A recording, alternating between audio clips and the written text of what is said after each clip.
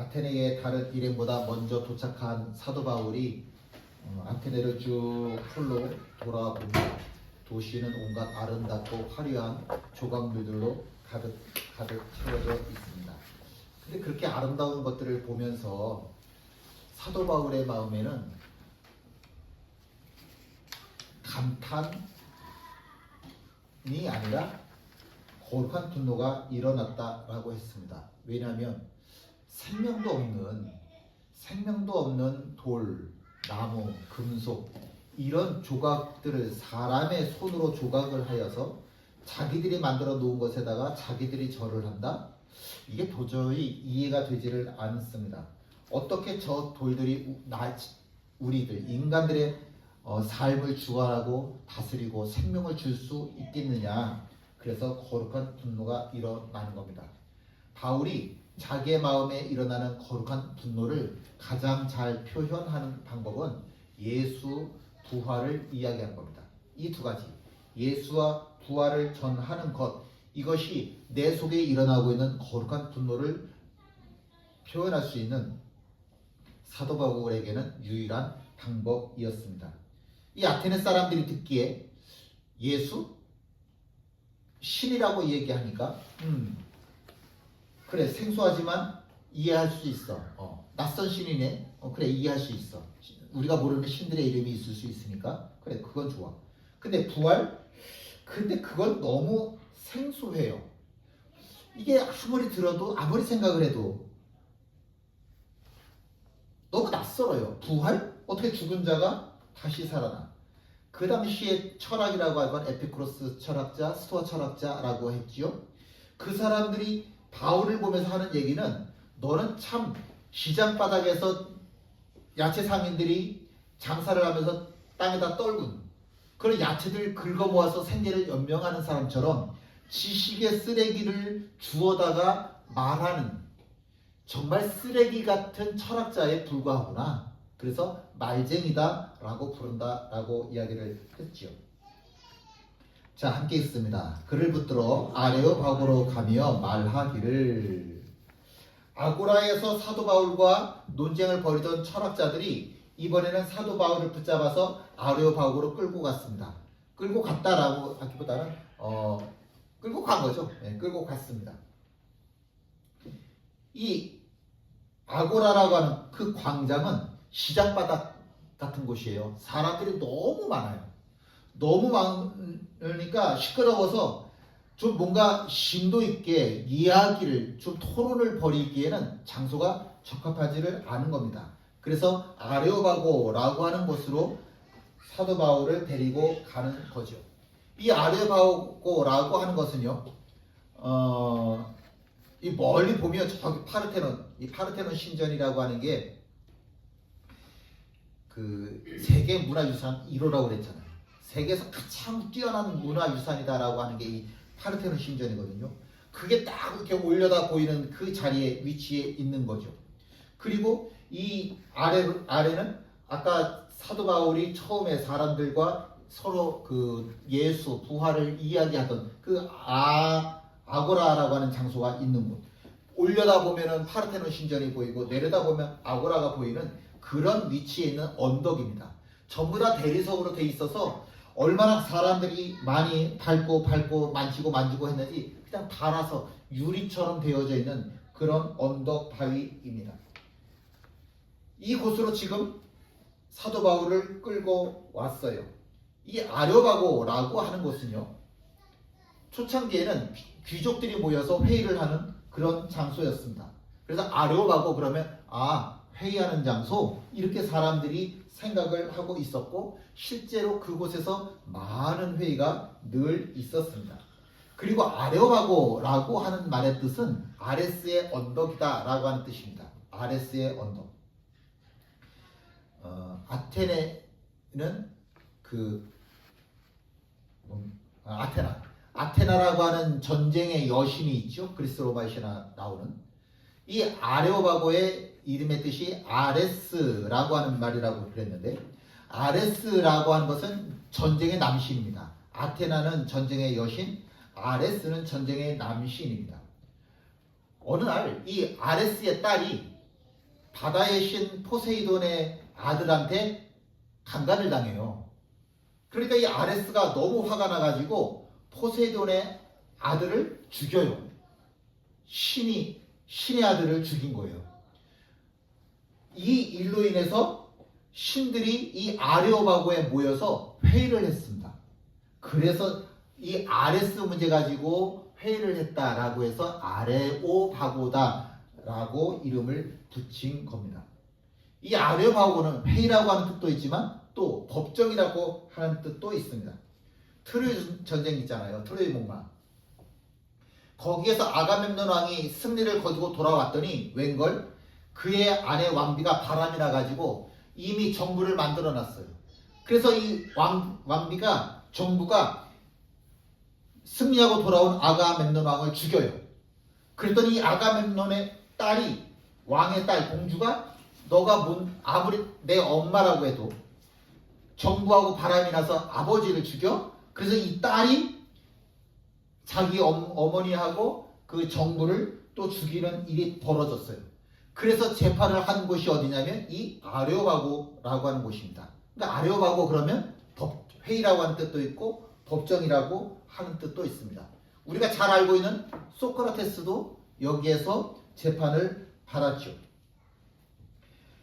지금 본문에 나오는 철학자들이 아레오바고로 사도 바울을 이끌고 갔다라고 하는 것은 재판하기 위함도 아니고 회의를 하기 위함도 아닙니다. 왜 지금 아레오바고로 갔냐? 함께 있습니다.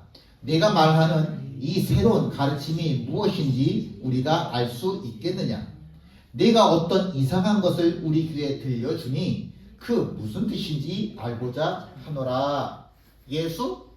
처음 듣는 신의 이름이네. 그래. 근데 신의 이름이라고 하니까 좋아. 이해할 수 있어. 받아들일 수 있어. 근데 부활? 아니 어떻게 사람이 죽었다가 다시 살아나? 근데 그 사람이 죽었다고 해서 온 세상 사람들의 죄를 다 속해줄 수가 있어. 구원할 수가 있어. 이건 상식적으로, 논리적으로, 이성적으로 도저히 받아들일 수 없는 이야기야. 너무 낯설어. 그러니까 거짓말이야. 이게 아니고 근데 재밌어. 더 알고 싶어. 더 알고 싶으니까 사람들이 북적거리는 아고라가 아니라 우리 아레오바고에 가서 이야기를 나누자라고 해서 아레오바고로 갔다라고 하는 겁니다. 지금도 아레오바고를 올라가면 한복판에 동판이 새겨져 있습니다. 거기에 우리가 본문으로 읽고 있는 사도행전 17장 22절에서 31절 말씀이 쭉 기록이 되어져 있습니다.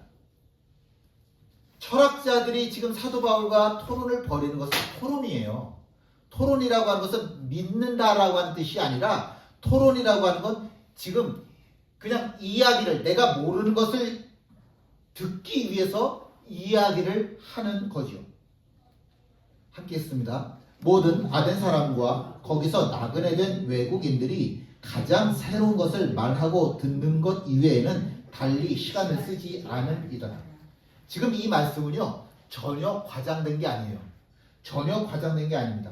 무슨 얘기냐면 2000년 전에 이 아테네 사람들이 제일 많이 하는 일이 뭐냐? 새로운 게 뭐가 있어?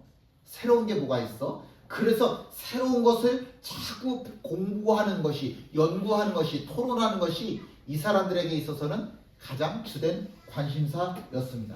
그래서 이 아테네 사람들을 비난을 할 때 어떤 비난을 하냐면 너희들은 새 거라고 하면 무조건 믿고 속아 넘어가는 참 어리석은 사람들이구나 라고 하는 이야기가 있어요. 그냥 새 거라고 하면 무조건 이게 새로운 이론이야. 그래? 알았어. 그리고 그냥 속아 넘어간다는 거예요. 새 거라고 하는 이름만 붙여지면. 어느 정도냐면 전쟁이 일어났거든요. 다른 나라에서 쳐들어왔어요. 그러면 아테네 사람들이 그 옛날에 용맹함이 있으니까 우리 전쟁을 해야지. 자, 싸우자. 그래서 전쟁 준비를 하는 게 아니라 전쟁이 일어나면 저 나라 사람들한테 우리 뭐 배울 거 있지 않겠어? 전쟁을 하는 게 아니라 그냥 말로 저 사람들한테 뭔가 배울 게 있지 않겠어? 이런 참 이상한 사고방식을 갖고 있었던 사람들이 2000년 전에 아테네 사람들이다 라고 하는 거죠. 사도 바울이 아테네를 방문했을 때도 똑같다는 얘기예요.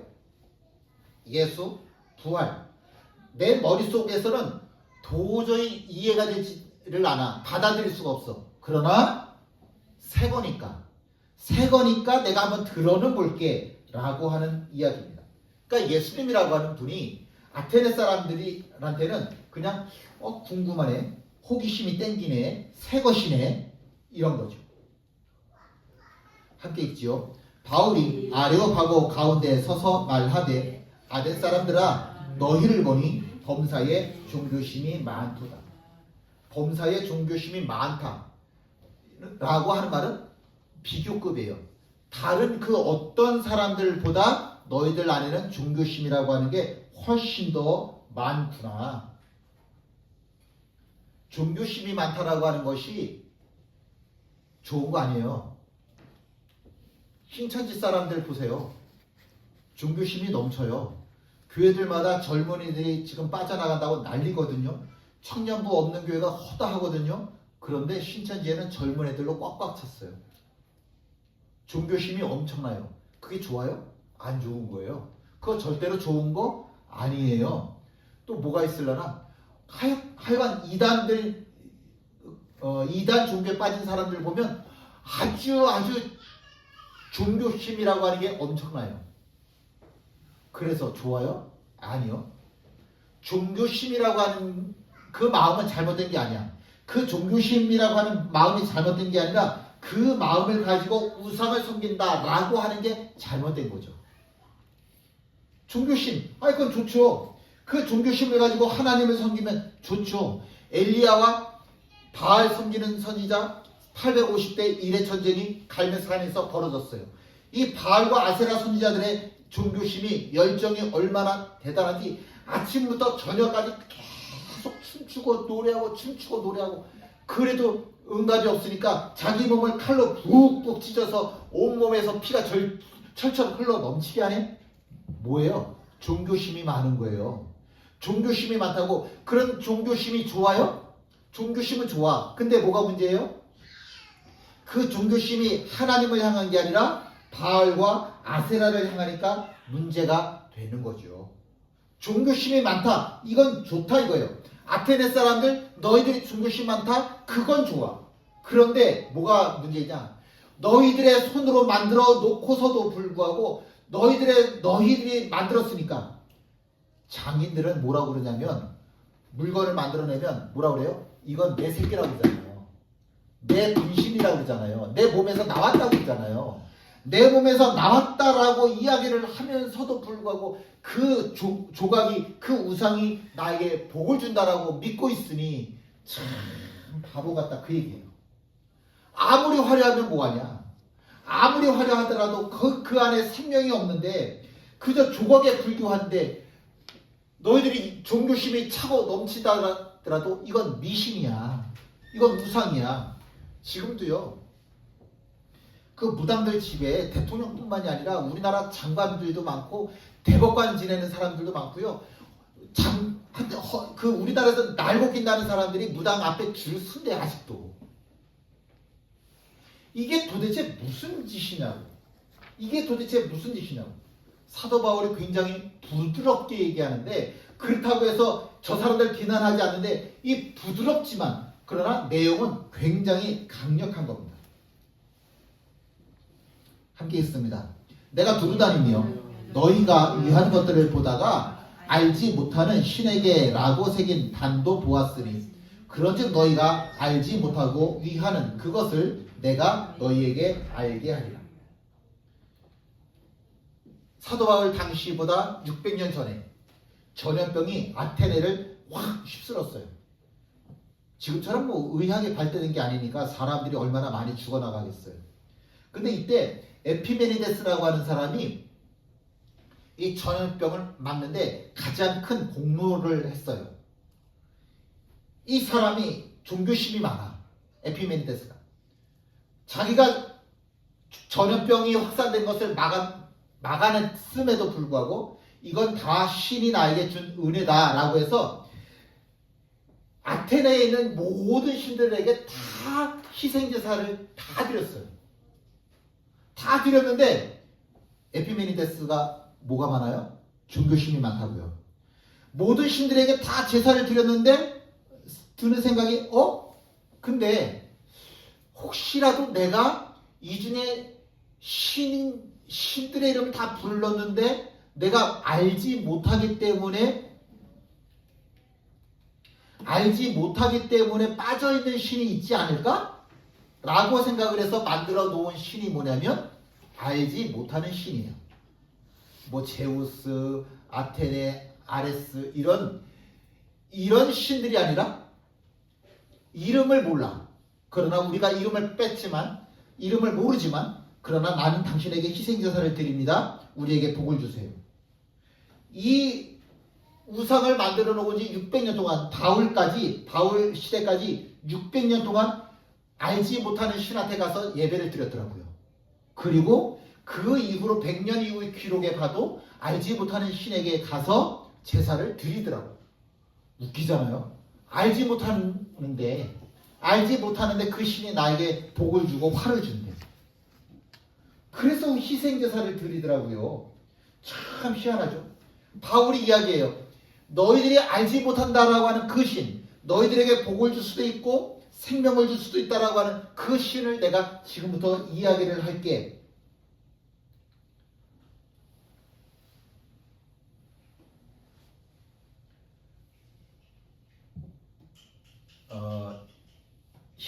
그리스어로 헬라어로 신을 데우스라고 그래요. 데우스.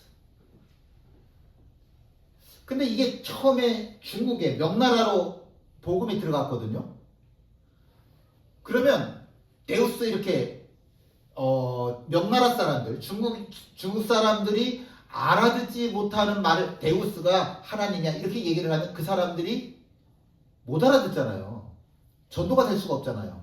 그러면 어떻게 하냐면 그 사람들이 믿는 신들 중에서 최고의 신의 이름을 가져와서 이게 제우스, 이게 데우스, 하나님이야 라고 이야기를 해줘요. 그렇게 선교를 하는 거예요. 지금도 몽고에 가서 그 선교를 하는데 그 몽고 선교사가 그러더라고요. 제가 그 신의 이름을 잊었어요. 그래서 제가 인터넷에 써서 막 검색을 해봐도 잘 모르겠더라고요. 그래서 제가 그 신의 이름을 못 찾았는데 몽골에 가서 선교를 하려고 하는데 마땅히 하나님 그랬더니 이 사람들이 알아듣지를 못한다는 거예요. 그래서 어떻게 하냐면 그 사람들이 생각할 때 최고의 신 중의 신의 이름을 가져와서 이게 하나님이야 이렇게 선교를 하는 거예요. 그래서 중국에 처음에 하나님을 소개를 할 때 데우스 이렇게 소개를 못하고 뭐라고 소개를 했냐면 천주다라고 소개를 했어요. 하늘 천자 주인 주자. 무슨 뜻이에요? 하늘의 주인 이렇게 소개를 한 거예요. 그러니까 명나라 사람들이 천주, 하늘의 주 그렇게 이해를 해서 기독교를 받아들이기 시작을 한 겁니다. 그래서 복음이 들어가는 거예요. 문제 없죠? 이때 최초로 복음을 들고 간 사람이 선교사가 누구냐면 마테오 리치라고 하는 사람인데 이 사람이 책을 썼어요. 천주신의 하나님에 대한 토론이라고 하는 책을 썼어요. 하나님에 대한 토론. 거기에 천주라고 이름을 썼는데 이 천주시리가 조선시대 때 우리나라에 들어와서 성경이 들어오기 전에 성경보다도 먼저 천주시리라고 하는 책이 우리나라 조선시대 때 들어왔어요. 근데 들어왔을 때 우리나라 사람들이 이걸 번역을 하는데 뭐라고 번역을 하냐면 최고의 신이 뭐예요? 하늘의 신. 그러니까 우리가 제일 쓰는 말이 뭐예요? 하늘님이라고 하는 말로 이 조선시대 때는 번역이 돼서 사람들이 하늘님. 근데 하늘님 그러니까 발음이 어려우니까 하느님 이렇게 사람들이 알게 된 거죠. 성경을 번역을 하는데 하늘님이라고 쓰지 않고 성경에는 뭐라고 번역을 했냐면 하느님이라고 번역을 했습니다. 하느님. 하나님이라고 하지 않고 하느님이라고 번역을 했어요. 근데 1891년에 예배를 드리는데 우리 개신교에서 예배를 드리는데 천주교 사람들이 갑자기 테러를 했어요. 왜 테러를 했냐면 개신교 사람들은 하나님이라고 하는 단어보다는 천주라고 하는 단어를 쓰고 싶었거든요. 하늘의 주인, 신 중의 신, 이런 개념으로 하느님보다는 천주라고 하는 말을 쓰려고 그랬더니 천주교에서 야, 천주라고 하는 용어는 우리가 쓰는 거야. 니네 쓰지 마. 니네가 뭔데 써. 그리고서는 교회에 쳐들어와가지고 사람 예배드리고 있는 개신교인들을 잡아다가 테러를 가하기도 하고 납치하기도 하고 그런 사건이 벌어졌어요. 그래서 교회에서 생각을 하는 겁니다. 야, 이렇게 천주교하고 전쟁을 하면 안 되지 라고 해서 그럼 우리는 천주가 아니라 하느님으로 발음을 하자. 그래서 하느님이다 라고 부르게 된 겁니다. 근데 사투리로 쓰면 이게 컴퓨터가 이게 정확한 이게 글자가 안 나오더라고요. 왜 아래아 있죠. 하나님 이렇게 돼요. 교회가 처음에 복음이 조선시대 때 들어와서 서북쪽, 평양, 인천, 서울, 평양 이쪽 서북쪽으로 많이 전파가 되어졌거든요. 서북쪽으로 선교가 많이 되면서 이 사람들의 사투리가 뭐냐면 하나님이에요. 하느님인데 이 사람들은 발음이 안 돼가지고 하나님으로 발음을 했어요. 하나님. 그래서 우리가 지금 사용하는 하나님이 된 거예요. 이게 사투리예요. 하느님의 사투리가 하나님이 된 거예요. 충청도 선교사의 아버지라고 하는 분이 프레드릭 밀러 선교사라고 하는 분입니다. 근데 이분이 한국식으로 이름을 바꿨어요. 민노아. 우리가 알고 있는 그 노아를 생각해서 이름이 졌는지 모르겠지만 하여간 한국식 이름으로는 민노아. 그래서 민노아 선교사, 프레드릭 밀러 선교사 이렇게 이야기를 합니다.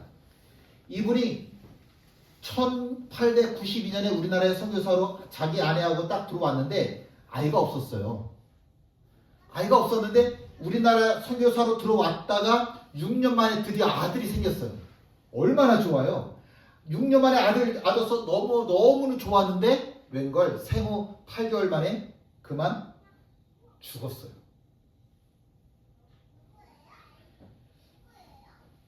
그래서 양화진에다가 매장을 했어요. 다시 3년 후에 또 아들을 얻었어요. 얼마나 신이 나, 얼마나 감사해. 감사합니다. 그랬더니 웬걸 하루 만에 아들이 또 죽었어요. 그리고 1년 있다가 그렇게 사랑하는 아내가 세상을 떠났어요. 이 모든 과정들을 조선 사람들이 다 봤잖아요. 아니 저 고쟁이 선교사가 왜 굳이 이 멀고도 먼 조선 땅까지 와서 저 생고생을 다 하냐. 아들 둘이로 아내 이로. 그래서 물어보죠. 도대체 당신이 믿는 예수가 어떤 사람이길래 당신이 이렇게까지 고생하면서 예수 이러고 사는 거냐. 이 모든 가정 앞에서 이렇게 물어보는 사람들 앞에서 민노아 선교사가 이야기를 하지요. 그게 찬송가 96장입니다. 예수님은 누구신가? 우는 자의 위로와 없는 자의 풍성이며 천한 자의 높음과 잡힌 자의 노임되고 우리 기쁨 되시네. 예수님은 누구시냐고? 약한 자의 강함과 눈먼 자의 빛이시며 병든 자의 고침과 죽은 자의 부활되고 우리 생명 되시는 분이야. 예수님이 누구시냐고? 추한 자의 정함이고 죽을 자의 생명이시고 죄인들의 중보이시고 멸망자의 구원 되시고 우리의 평화가 되시는 분이야. 예수님이 누구시냐고?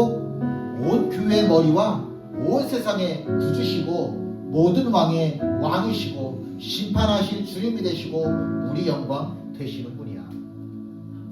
세상 사람들은 하나님을 몰라요. 그래서 알지 못하는 신이라고 이야기를 하고 우리 하나님의 이름을 온전히 부르지를 못하고 모르니까 그냥 부처를 만들어 놓고 이게 자기들이 믿는 신, 이게 자기들에게 복을 주는 생명을 주는 신이라고 이야기를 하는 겁니다. 사람들은 우리한테 물어보죠. 도대체 예수가 뭔데 그렇게 너는 예수 그러고 사냐라고 물어봐요. 그러면 우리는 대답할 수 있어야 되지 않겠습니까? 예수님이 누구십니까? 예수님이 과연 예수님이라고 하는 분이 과연 어떤 분이라고 세상에 이야기를 하십니까? 함께 나눠 찬양하시죠.